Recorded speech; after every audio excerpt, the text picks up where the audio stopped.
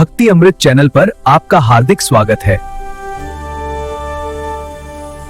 श्री कृष्ण कहते हैं, जब रिश्ते रुलाने लगें तो समझ लेना कि जीवन तुम्हें किसी और से नहीं, खुद से मिलाने की तैयारी कर रहा है। क्योंकि जब अपनों से दर्द मिलता है तो वो केवल चोट नहीं होती, वो एक संकेत होता है कि अब तुम्हें अपने भीतर उतरना है। अक्सर हम सोचते हैं कि दुख का कारण कोई व्यक्ति है, कोई परिस्थिति है, कोई शब्द है, लेकिन सच ये है कि दुख वहीं चुभता है जहां हमारी अपेक्षा जुड़ी होती है। जहां हम भरोसा रखते हैं वहीं टूटन होती है। और टूटन हमेशा बुरी नहीं होती, कभी कभी टूटना जरूरी होता है, क्योंकि जो कभी टूटा ही नहीं वो कभी नया भी नहीं बना। जिसने तुम्हें रुलाया शायद वो तुम्हारा सबक था, वो तुम्हारी कहानी का खलनायक नहीं, तुम्हारे विकास का अध्याय था। हर व्यक्ति जो तुम्हारी जिंदगी में आता है वो या तो आशीर्वाद बनकर आता है या अनुभव बनकर। और अनुभव भले ही कड़वे हों पर वही हमें भीतर से मजबूत करते हैं। जब रिश्ते उम्मीदों का बोझ बन जाएं तो समझ लेना कि तुमने खुद को कहीं खो दिया है। तुम दूसरों की खुशियों में इतने उलझ गए कि अपनी मुस्कान की आवाज सुनना भूल गए। तुमने दूसरों के लिए जीना सीखा लेकिन अपने लिए ठहरना नहीं सीखा। कभी खुद से पूछो, क्या मैं सच में वही हूं जो मैं दिख रहा हूं, या मैं बस उन लोगों की उम्मीदों का प्रतिबिंब हूं जिनसे मैं जुड़ा हूं। कभी कभी जीवन हमें भीड़ से निकालकर अकेलेपन में इसलिए खड़ा कर देता है ताकि हम अपने असली स्वरूप को पहचान सकें। क्योंकि भीड़ में पहचान नहीं बनती, वहां सिर्फ भूमिका निभाई जाती है। असली पहचान तब बनती है जब तुम अकेले होते हो और तुम्हारे पास खुद के अलावा कोई नहीं होता। जिसने आज तुम्हें छोड़ दिया उससे शिकायत मत करो। हर जाने वाला व्यक्ति तुम्हारे जीवन से कुछ न कुछ साफ करके जाता है। कोई भ्रम साफ करता है, कोई मोह, कोई झूठा भरोसा। और जब ये परतें हटती हैं तब तुम्हारा असली चेहरा सामने आता है। जो टूटकर भी न टूटा वही रिश्ता खुद से था, बाकी सब अस्थायी था। जो अंधेरे में भी साथ रहा वो दीपक तुम्हारा अपना था, तुम्हारा साहस, तुम्हारा धैर्य, तुम्हारी आत्मा। रिश्ते जब दर्द देने लगे तो तुरंत उन्हें दोष मत दो। कभी ये भी देखो कि कहीं तुमने अपनी सीमाएं तो नहीं भुला दी, कहीं तुमने खुद को इतना सस्ता तो नहीं कर दिया कि सामने वाला तुम्हारी कीमत भूल गया। सीमा बनाना स्वार्थ नहीं होता, आत्मसम्मान रखना अभिमान नहीं होता, और खुद से प्रेम करना पाप नहीं होता। बहुत बार हम इस डर से चुप रहते हैं कि कहीं रिश्ता टूट न जाए, लेकिन सच ये है कि जो रिश्ता तुम्हारी चुप्पी पर टिका है वो पहले से ही टूटा हुआ है। सच्चा रिश्ता वो है जहां तुम्हारी आवाज सुनी जाती है, जहां तुम्हारी थकान समझी जाती है, जहां तुम्हारी खामोशी भी शब्द बन जाती है। जब कोई तुम्हें छोड़कर जाता है तो वो सिर्फ अपनी जगह खाली नहीं करता, वो तुम्हारे भीतर एक खालीपन छोड़ जाता है। और वही खालीपन तुम्हें खुद को भरने का अवसर देता है, क्योंकि जब तक जगह खाली नहीं होती तब तक नया कुछ आ नहीं सकता। कभी सोचा है कि सबसे ज्यादा दर्द हमें क्यों उन्हीं से मिलता है जिन्हें हम सबसे ज्यादा अपना मानते हैं? क्योंकि हमने उन्हें अपनी आत्मा के बहुत करीब आने दिया। और जितना कोई करीब होता है उतनी ही उसकी बात गहराई तक जाती है। लेकिन इसका अर्थ ये नहीं कि तुम अपने दिल के दरवाजे बंद कर दो। इसका अर्थ केवल इतना है कि तुम सीखो, हर किसी को भीतर तक आने की अनुमति मत दो। विश्वास कमाओ और दो, बांटो मत। जीवन में कुछ रिश्ते ऐसे होते हैं जो हमें आईना दिखाने आते हैं। वे हमें हमारी कमजोरी बताते हैं, हमारा अति भावुक होना, हमारी अपेक्षाएं, हमारा डर। और जब वे चले जाते हैं तो हमें लगता है कि सब खत्म हो गया, पर सच में वहीं से शुरुआत होती है। जब तक तुम किसी और की स्वीकृति पर जी रहे हो तब तक तुम स्वतंत्र नहीं हो, और स्वतंत्रता बिना आत्मबोध के संभव नहीं है। तुम्हें ये स्वीकार करना होगा कि हर व्यक्ति तुम्हारी भावनाओं को उसी गहराई से नहीं समझ सकता जिस गहराई से तुम महसूस करते हो। कुछ लोग सतह पर जीते हैं और कुछ गहराई में। अगर तुम गहरे हो तो सतही लोगों से समुद्र जैसी अपेक्षा मत रखो। तुम्हारी संवेदनशीलता तुम्हारी कमजोरी नहीं है, ये तुम्हारी ताकत है। बस उसे सही दिशा की जरूरत है। उसे उन लोगों पर खर्च मत करो जो उसकी कीमत नहीं जानते। जब रिश्ते रुलाते हैं तो ये भी संभव है कि वो तुम्हें सिखा रहे हो कि अब तुम्हें खुद का सहारा बनना है। हर बार किसी और के कंधे की तलाश मत करो, कभी खुद का कंधा भी मजबूत बनाओ। खुद से मिलने का समय वही होता है जब तुम सबसे ज्यादा टूटे हुए महसूस करते हो, क्योंकि टूटन में अहंकार गिरता है, दिखावा गिरता है, झूठी पहचान गिरती है। और जब ये सब गिरता है तब असली तुम सामने आता है। अकेलापन सजा नहीं है, वो अवसर है। अवसर अपने भीतर के शोर को सुनने का, अवसर ये समझने का कि तुम्हारी खुशी किसी और की मौजूदगी पर निर्भर क्यों है। क्या तुम खुद के साथ बैठ सकते हो, बिना मोबाइल, बिना बातचीत, बिना किसी शोर के? अगर नहीं तो तुम्हें अभी खुद से मिलना बाकी है। कभी अपनी आंखों में देखो और खुद से कहो, मैं पर्याप्त हूं। मुझे किसी के प्रमाण पत्र की जरूरत नहीं, मुझे किसी की ताली की जरूरत नहीं, मैं जो हूं वो पर्याप्त है। जब ये भाव भीतर स्थिर हो जाता है तब रिश्ते बदलते नहीं, तुम्हारा दृष्टिकोण बदलता है। तब तुम अपेक्षा से नहीं, समझ से जुड़ते हो। तब तुम पकड़कर नहीं, स्वीकार करके जीते हो। और जिस दिन तुमने खुद को थाम लिया, उस दिन दुनिया की कोई ताकत तुम्हें भीतर से तोड़ नहीं सकती। श्री कृष्ण कहते हैं, अपने भीतर के उस स्थान तक पहुंचो जहां तुम अकेले भी संपूर्ण हो, जहां तुम्हारी मुस्कान किसी के आने पर निर्भर ना हो और तुम्हारा साहस किसी के साथ पर। जब तुम खुद के मित्र बन जाते हो तब दुनिया की दूरी तुम्हें अकेला नहीं करती। जब तुम खुद को समझ लेते हो तब दूसरों की गलत फहमियां तुम्हें घायल नहीं करती। इसलिए अगर आज कोई रिश्ता तुम्हें रुला रहा है तो रो लो।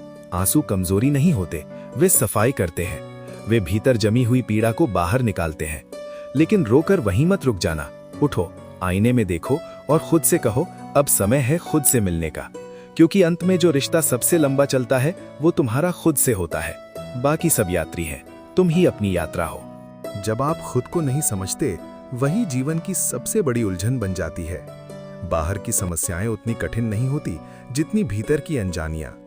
इंसान अक्सर दुनिया को बदलने की कोशिश करता है, लेकिन खुद को समझने का प्रयास बहुत कम करता है। जबकि सच ये है कि जीवन की अधिकतर जटिलताएं बाहर नहीं, भीतर जन्म लेती हैं। जब आत्मा ही भ्रम में हो तो संसार की कोई भी स्पष्टता आपको दिशा नहीं दे सकती। आप सही रास्ते पर भी हों तो भी मन संशय में रहेगा, और यदि मन संशय में है तो हर निर्णय भारी लगेगा, हर कदम असुरक्षित लगेगा। दुनिया का सबसे कठिन दौर वो नहीं होता जब लोग आपको गलत समझें। असली कठिनाई तब होती है जब आप खुद को लेकर निश्चित नहीं होते, जब आपके भीतर ही दो आवाजें लड़ रही हों। एक कहती है आगे बढ़ो, दूसरी कहती है रुक जाओ। एक कहती है तुम योग्य हो, दूसरी कहती है तुम अभी तैयार नहीं। यही वो स्थान है जहां स्वीकार्यता की आवश्यकता होती है। स्वीकार करना हार नहीं है, स्वीकार करना ये मान लेना है कि वर्तमान यही है, और जब तक हम वर्तमान को स्वीकार नहीं करते तब तक हम उसे बदल भी नहीं सकते। जो बदला जा सकता है उसे बदल डालो, लेकिन जो नहीं बदला जा सकता उससे लड़ते रहना ऊर्जा की बर्बादी है। और जो स्वीकार भी नहीं हो सकता, वहां से हट जाना कमजोरी नहीं, परिपक्वता है। अक्सर हम परिस्थितियों को दोष देते हैं। हम कहते हैं समय खराब है, लोग गलत हैं, किस्मत साथ नहीं दे रही। लेकिन क्या हमने कभी रुककर ये पूछा कि मेरी भूमिका क्या है? मैंने क्या अनदेखा किया? मैंने कहां समझौता किया? मैंने कहां अपनी सीमाएं नहीं तय की? जब तक हम अपनी समस्याओं की वजह किसी और को मानते हैं, समाधान हमसे दूर रहता है, क्योंकि समाधान वहीं जन्म लेता है जहां जिम्मेदारी स्वीकार की जाती है। जिम्मेदारी बोझ नहीं है, जिम्मेदारी शक्ति है। जैसे ही आप कहते हैं हाँ, ये परिस्थिति मेरी है, ये निर्णय मेरा था, ये परिणाम भी मेरा है, उसी क्षण आप कमजोर से शक्तिशाली बन जाते हैं, क्योंकि अब आप शिकार नहीं, निर्माता हैं। बहुत से लोग अपने अतीत में अटके रहते हैं। वे कहते हैं मेरे साथ ऐसा हुआ इसलिए मैं ऐसा हूं, लेकिन अतीत कारण हो सकता है, पहचान नहीं। जो आपके साथ हुआ वो आपकी कहानी का एक अध्याय है, पूरी किताब नहीं। स्वीकार्यता का अर्थ ये नहीं कि आप गलत को सही मान लें, इसका अर्थ ये है कि आप वास्तविकता को देखें जैसी वो है, बिना बहाने, बिना सजावट, बिना भ्रम। कभी कभी हम उस व्यक्ति को बदलना चाहते हैं जो बदलना ही नहीं चाहता।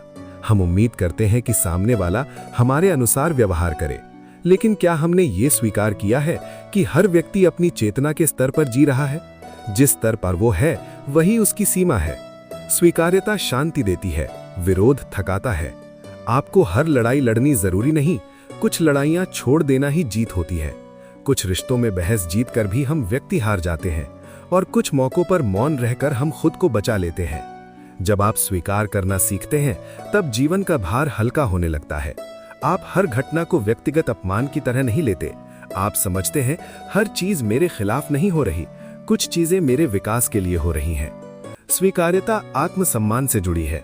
जो व्यक्ति खुद को स्वीकार नहीं कर पाता वो दूसरों से निरंतर मान्यता चाहता है। उसे हर समय प्रमाण चाहिए कि वो पर्याप्त है। लेकिन जिस दिन आप खुद से कह देते हैं मैं अपूर्ण होते हुए भी पूर्ण हूं, उसी दिन बाहरी स्वीकृति की भूख कम होने लगती है। कभी गौर कीजिए, हम अपनी गलतियों को कितना छिपाते हैं। हम डरते हैं कि लोग क्या कहेंगे, लेकिन गलती स्वीकार करना कमजोरी नहीं, साहस है। जो व्यक्ति अपनी गलती स्वीकार कर सकता है वही आगे बढ़ सकता है। जो गलती से भागता है वो अनुभव से भी भागता है।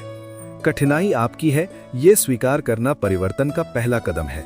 जब आप कहते हैं हाँ मैं ही कारण हूं, तभी आप कारण को बदल सकते हैं।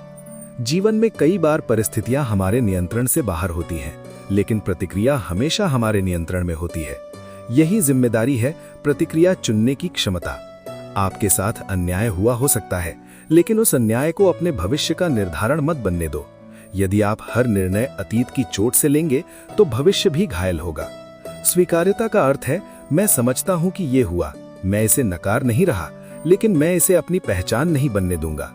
जब हम जिम्मेदारी लेते हैं तो बहाने खत्म हो जाते हैं, और बहाने खत्म होते ही विकास शुरू हो जाता है। जीवन में 3 प्रकार की बातें होती हैं, कुछ हमारे नियंत्रण में है, कुछ आंशिक रूप से और कुछ बिल्कुल नहीं। बुद्धिमानी ये है कि हम अपनी ऊर्जा केवल उन चीजों पर लगाएं जो हमारे हाथ में है।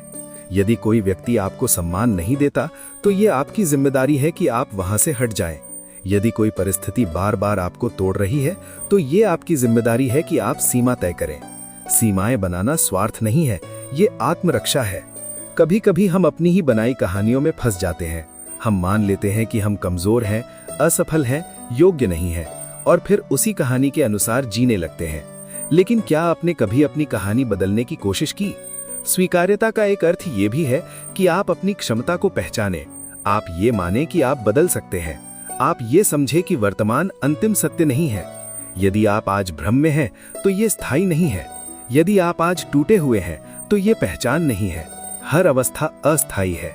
स्वीकार करना ये नहीं कि आप महत्वाकांक्षा छोड़ दें, इसका अर्थ ये है कि आप वर्तमान से युद्ध बंद कर दें। जब भीतर शांति होती है तब निर्णय स्पष्ट होते हैं। जब मन स्वीकार कर लेता है तब विचार संतुलित हो जाते हैं। अक्सर हम भविष्य की चिंता में वर्तमान को अस्वीकार कर देते हैं। हम सोचते हैं जब ये होगा तब मैं खुश रहूंगा, जब वो मिलेगा तब मैं संतुष्ट रहूंगा। लेकिन संतोष भविष्य की घटना नहीं, वर्तमान की अवस्था है। जिम्मेदारी लेना ये समझना है कि मेरी खुशी मेरे चुनावों पर निर्भर है, न कि केवल परिस्थितियों पर। आप किसी को मजबूर नहीं कर सकते कि वो आपको समझे, लेकिन आप खुद को मजबूर कर सकते हैं कि आप खुद को समझें। जब आप खुद को समझ लेते हैं तो भ्रम कम हो जाते हैं, और जब भ्रम कम होते हैं तो उलझने सुलझने लगते हैं। स्वीकार्यता आत्मबोध का द्वार है और जिम्मेदारी उस द्वार की चाबी। आज यदि जीवन कठिन लग रहा है तो रुकिए, भागिए मत। खुद से पूछिए मैं क्या नहीं स्वीकार कर पा रहा हूं, मैं किस सच्चाई से बच रहा हूं। क्योंकि जब आप सच्चाई को स्वीकार कर लेते हैं तो डर का आकार छोटा हो जाता है। जीवन पूर्ण नहीं होगा, लोग हमेशा आपकी अपेक्षा के अनुसार व्यवहार नहीं करेंगे, समय हमेशा अनुकूल नहीं रहेगा। लेकिन यदि आप स्वीकार करना और जिम्मेदारी लेना सीख जाएं, तो परिस्थितियां चाहे जैसी हों, आपका केंद्र स्थिर रहेगा। और अंत में याद रखिए, परिवर्तन बाहर से नहीं, भीतर से शुरू होता है। जिस दिन आप कहेंगे मैं जिम्मेदार हूं, उसी दिन जीवन कहेगा अब तुम तैयार हो। सच्चा सौंदर्य चेहरे में नहीं, चरित्र में होता है। चेहरा समय के साथ बदल जाता है, लेकिन चरित्र समय की कसौटी पर और निखरता है। चेहरे पर मुस्कान बनाना आसान है, पर हृदय में करुणा जगाना कठिन है। चेहरे को सजाने में कुछ मिनट लगते हैं, लेकिन व्यक्तित्व को संवारने में वर्षों की साधना लगती है। जिसकी वाणी से दूसरों के घाव भरते हैं, वही सच में सुंदर है। शब्द केवल ध्वनि नहीं होते, वे ऊर्जा होते हैं। एक शब्द किसी का दिन बना सकता है और एक शब्द किसी का विश्वास तोड़ सकता है। इसलिए बोलने से पहले ये देखो कि तुम्हारे शब्दों में अहंकार है या अपनापन। दुनिया बाहरी आकर्षण से जल्दी प्रभावित हो जाती है, पर अंत में वही व्यक्ति याद रखा जाता है जिसने दिल छुआ हो। सुंदरता आंखों को भा सकती है, लेकिन चरित्र आत्मा को छूता है। अगर सब आपसे खुश हैं, तो संभव है आपने बहुत समझौते किए हों, और अगर आप सबसे खुश हैं, तो आपने बहुत कुछ माफ किया होगा। क्योंकि हर रिश्ते में पूर्णता संभव नहीं है, कहीं ना कहीं कोई कमी होगी। पर जो व्यक्ति क्षमा करना जानता है, वो हर कमी के बावजूद संबंध निभा लेता है। माफ करना कमजोरी नहीं है, माफ करना ये स्वीकार करना है कि मैं अपने भीतर नफरत का बोझ नहीं रखूंगा। क्षमा किसी और के लिए नहीं, खुद के लिए होती है। जब आप किसी को माफ करते हैं तो आप उसके व्यवहार को सही नहीं ठहरा रहे होते, आप केवल अपने मन को मुक्त कर रहे होते हैं। नफरत मन में अंगार की तरह होती है, आप उसे किसी और पर फेंकना चाहते हैं, पर सबसे पहले वो आपको ही जलाती है। क्षमा उस अंगार को बुझा देती है। बहुत बार लोग कहते हैं मैं माफ कर सकता हूं पर भूल नहीं सकता। भूलना आवश्यक भी नहीं है, याद रखना सीख का हिस्सा है, पर याद में कड़वाहट ना रहे यही परिपक्वता है। क्षमा का अर्थ ये नहीं कि आप फिर से उसी चोट को स्वीकार करें। क्षमा का अर्थ ये है कि आप दर्द से सीख कर सीमा तय करें। जिसने एक बार चोट दी उसे दोबारा अवसर देना या ना देना आपकी समझदारी है, आपकी मजबूरी नहीं। सच्ची शांति बाहर नहीं मिलती, वो भीतर उगती है। जैसे बीज मिट्टी में दबकर अंकुर बनता है, वैसे ही शांति भी मौन में जन्म लेती है। आज का मनुष्य शोर में जी रहा है। बाहर का शोर समाचार, सोशल मीडिया, प्रतियोगिता, और भीतर का शोर तुलना, असुरक्षा, अपेक्षा। इस दोहरे शोर में शांति की आवाज दब जाती है। सफलता भीड़ में मिल सकती है, पर सुकून अकेले में मिलता है। जब आप अकेले बैठकर खुद से संतुष्ट होते हैं, वही सच्ची उपलब्धि है। उम्मीदें जितनी कम होंगी, तकलीफें उतनी ही कम होंगी। अपेक्षा हर दुख की जड़ है। जब हम किसी से कुछ उम्मीद नहीं रखते, तब उसके व्यवहार से हम कम आहत होते हैं। रिश्ते तब सुंदर लगते हैं जब वे स्वार्थ से मुक्त होते हैं, लेकिन जहां लेन देन शुरू हो जाता है, वहां प्रेम धीरे धीरे कम होने लगता है। चरित्र का निर्माण छोटे छोटे चुनावों से होता है। जब आप सच बोलते हैं, भले ही वो आपके खिलाफ हो। जब आप किसी की अनुपस्थिति में भी उसके सम्मान की रक्षा करते हैं। जब आप किसी की सफलता देखकर ईर्ष्या नहीं, प्रेरणा महसूस करते हैं। आज की दुनिया में तेज होना गुण माना जाता है, पर गहरा होना अधिक मूल्यवान है। तेज व्यक्ति आगे निकल सकता है, पर गहरा व्यक्ति स्थायी होता है। किसी के साथ अच्छा व्यवहार करना तब आसान होता है जब वो आपके साथ अच्छा हो, पर असली चरित्र तब दिखता है जब सामने वाला कठोर हो और फिर भी आप संयम बनाए रखें। क्षमा का एक और रूप है खुद को माफ करना। हम अपनी गलतियों के लिए खुद को वर्षों तक दोष देते रहते हैं, लेकिन क्या आपने कभी सोचा कि उस समय आप उतनी ही समझ रखते थे जितनी आपके पास थी? आज आप अधिक समझदार हैं, इसलिए अतीत की भूलें दिखाई दे रही हैं। खुद को माफ करना आत्मसम्मान की पहली सीढ़ी है। जब तक आप अपने अतीत को लेकर अपराध बोध में जीते रहेंगे, तब तक वर्तमान में पूरी तरह नहीं जी पाएंगे। सच्ची शांति का अर्थ है मैं जैसा हूं उसे स्वीकार करता हूं। मैं बेहतर बनने की कोशिश करूंगा, पर खुद से नफरत नहीं करूंगा। दुनिया अक्सर बाहरी सफलता को महत्व देती है। धन, पद, प्रसिद्धि, इन सबको उपलब्धि कहा जाता है। लेकिन यदि इन सब के बीच मन अशांत है, तो क्या वो सफलता है? शांति वो अवस्था है जहां तुलना समाप्त हो जाती है, जहां आप किसी और की दौड़ में नहीं भाग रहे होते, जहां आप अपने मार्ग पर संतुष्ट होते हैं। जो व्यक्ति अपने चरित्र पर काम करता है, उसे बार बार स्वयं को साबित करने की आवश्यकता नहीं होती। उसका व्यवहार ही उसका परिचय बन जाता है। क्षमा और करुणा केवल दूसरों के लिए नहीं, स्वयं के लिए भी आवश्यक है। यदि आप अपने प्रति कठोर रहेंगे, तो दूसरों के प्रति भी सहज नहीं रह पाएंगे। हर दिन अपने आप से पूछिए, क्या आज मैंने किसी का दिन हल्का किया? क्या आज मेरी वजह से किसी को सुकून मिला? यही चरित्र की परीक्षा है। आपका धन आपके जाने के बाद बांट दिया जाएगा। आपकी प्रसिद्धि समय के साथ कम हो जाएगी, पर आपका व्यवहार लोगों की यादों में जिंदा रहेगा। सच्ची शांति तब आती है जब आप अपने सिद्धांतों के अनुसार जीते हैं। जब रात को सोते समय आपको ये संतोष हो कि आज आपने किसी के साथ अन्याय नहीं किया। दुनिया आपको समझे या न समझे, यदि आपका मन शांत है तो आप सफल हैं। याद रखिए, जो भीतर से शांत होता है वही बाहर भी संतुलित रहता है। क्षमा, करुणा, विनम्रता, ये केवल शब्द नहीं, ये जीवन की आधारशिलाएं हैं। इनके बिना रिश्ते टिकते नहीं, और इनके साथ संबंधों को संघर्ष भी मजबूत बना देता है। सच्चा सौंदर्य वही है जो समय के साथ और गहरा होता जाए, जो परिस्थिति बदलने पर भी ना बदले। अपने चरित्र को इतना ऊंचा बनाइए कि आपकी उपस्थिति ही सुकून बन जाए। और अंत में, यदि आपको शांति चाहिए तो दूसरों को दोष देना बंद कीजिए, खुद को स्वीकार कीजिए और क्षमा को अपने जीवन का हिस्सा बनाइए। क्योंकि जो भीतर से शांत है वही सच में सुंदर है, और जो सुंदर है उसे दुनिया की स्वीकृति की आवश्यकता नहीं होती। नदी मीठी इसलिए है क्योंकि वो बहती रहती है। वो रुकती नहीं, ठहरती नहीं, शिकायत नहीं करती। रास्ते में पत्थर आते हैं, मोड़ आते हैं, गिरावट आती है, पर वो बहना नहीं छोड़ती। शायद इसी निरंतरता में उसका मधुर होना छिपा है। सागर खारा इसलिए है क्योंकि वो सब कुछ अपने भीतर समेट लेता है। नदियां, कचरा, आंसू, रहस्य। ठहराव सड़न लाता है, और गति जीवन है। मनुष्य का जीवन भी ऐसा ही है। जब हम रुक जाते हैं, डर में, असफलता में, पछतावे में, तो भीतर कड़वाहट जमा होने लगती है। लेकिन जब हम चलते रहते हैं, सीखते रहते हैं, गिरकर उठते रहते हैं, तो भीतर मिठास बनी रहती है। धैर्य का अर्थ केवल इंतजार करना नहीं है।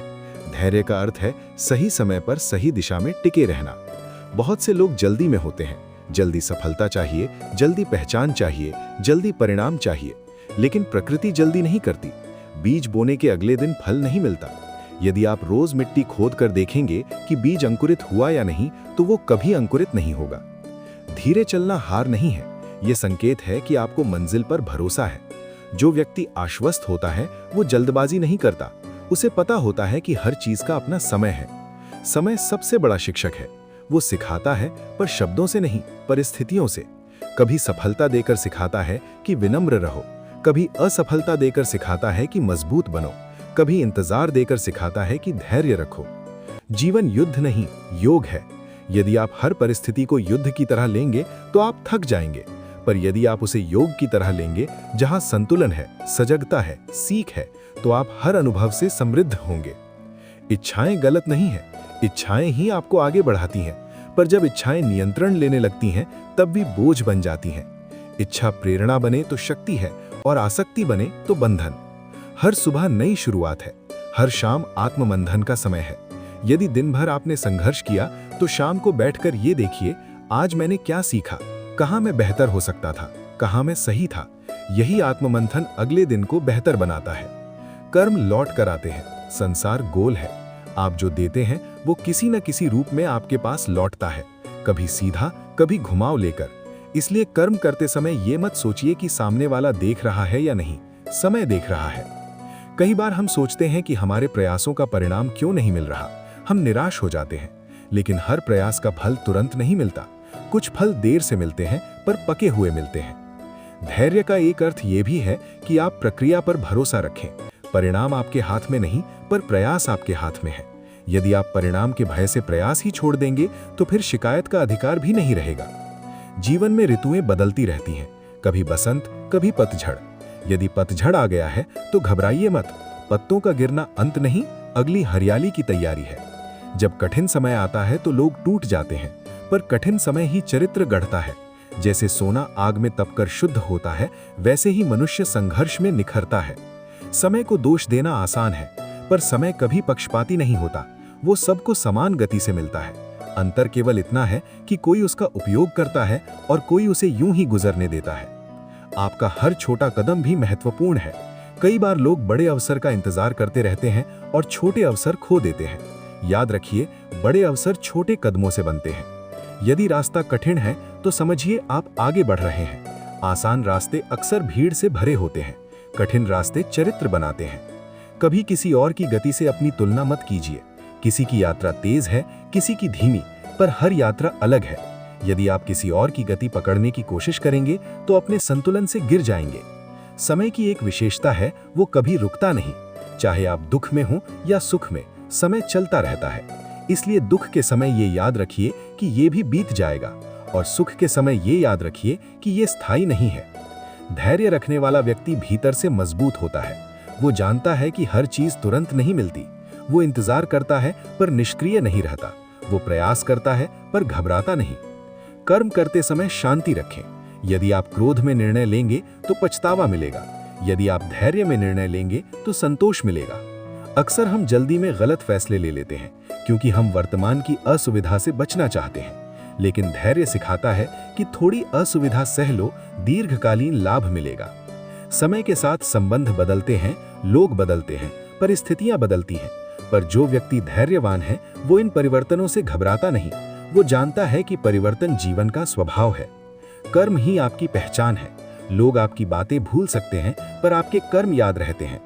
यदि आप हर दिन थोड़ा थोड़ा सुधार करते हैं तो एक दिन वो बहुत बड़ा परिवर्तन बन जाता है। निरंतरता चमत्कार करती है। कई लोग शुरुआत तो करते हैं पर बीच में छोड़ देते हैं, क्योंकि परिणाम जल्दी नहीं दिखता, पर जो टिके रहते हैं वही अंत तक पहुंचते हैं। धैर्य का अर्थ ये भी है कि आप खुद को समय दें। स्वयं पर कठोर मत बनिए। विकास एक प्रक्रिया है, घटना नहीं।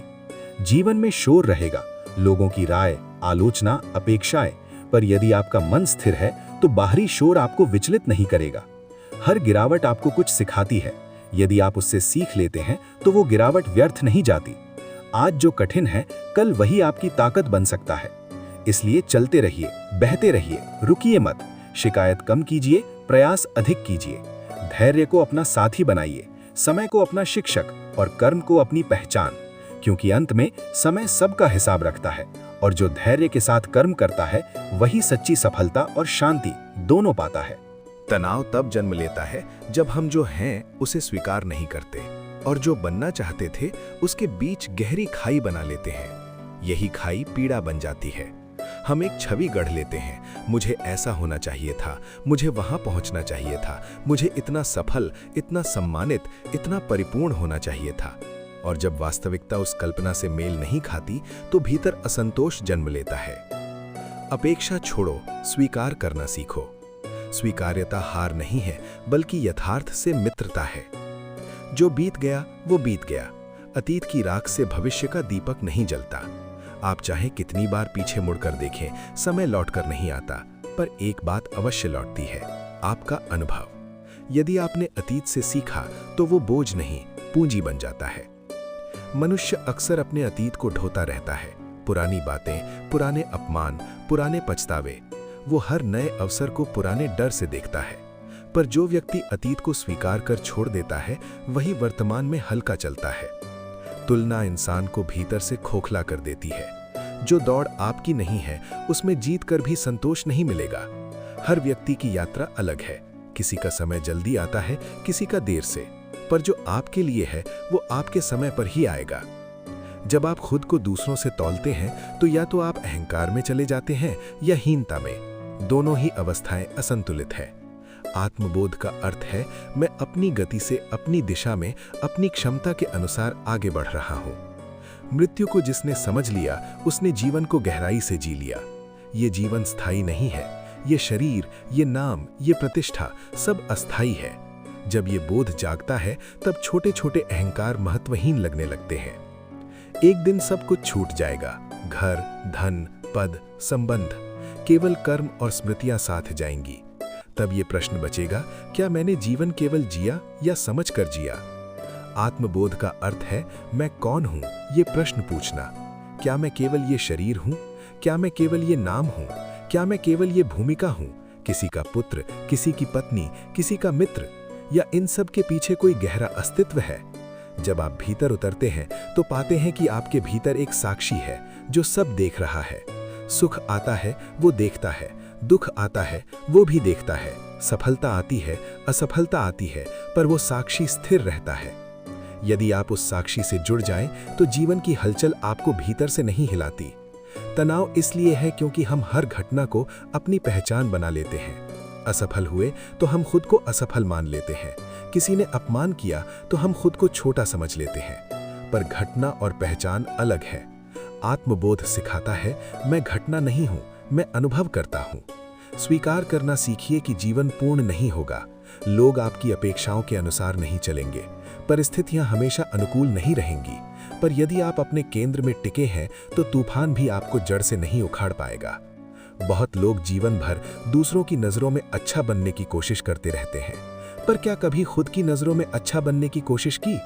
जब रात को सोते समय आपका मन शांत हो, वही सच्ची सफलता है। दुनिया बदलती रहेगी, लोग आएंगे जाएंगे, कोई सराहेगा, कोई आलोचना करेगा, पर यदि आप अपने सत्य से जुड़े हैं तो बाहरी आवाजें आपकी दिशा तय नहीं करेंगी। आत्मबोध का अर्थ है मैं अपने मूल्य स्वयं तय करता हूं। यदि कोई आपको कम आंकता है तो वो उसका दृष्टिकोण है, वो आपका सत्य नहीं है। अंतिम सत्य ये है कि जीवन अनिश्चित है। जो आज है वो कल नहीं होगा। इसलिए हर क्षण को सजगता से जीना आवश्यक है। हर सुबह ये सोचकर उठिए कि आज का दिन वापस नहीं आएगा।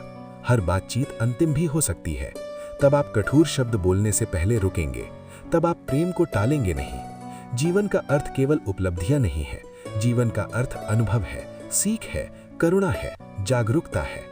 आत्मबोध का एक चरण ये भी है कि आप अपने भीतर के डर को पहचानें। क्या आपको असफलता का डर है? क्या आपको अस्वीकृति का डर है? क्या आपको अकेले रह जाने का डर है? जब तक आप डर से भागते रहेंगे वो आपका पीछा करेगा। जब आप मुड़कर उसे देखेंगे वो छोटा पड़ जाएगा। अंतिम सत्य ये है कि कुछ भी स्थायी नहीं है, न सुख न दुख। यदि दुख स्थायी नहीं है तो निराश क्यों?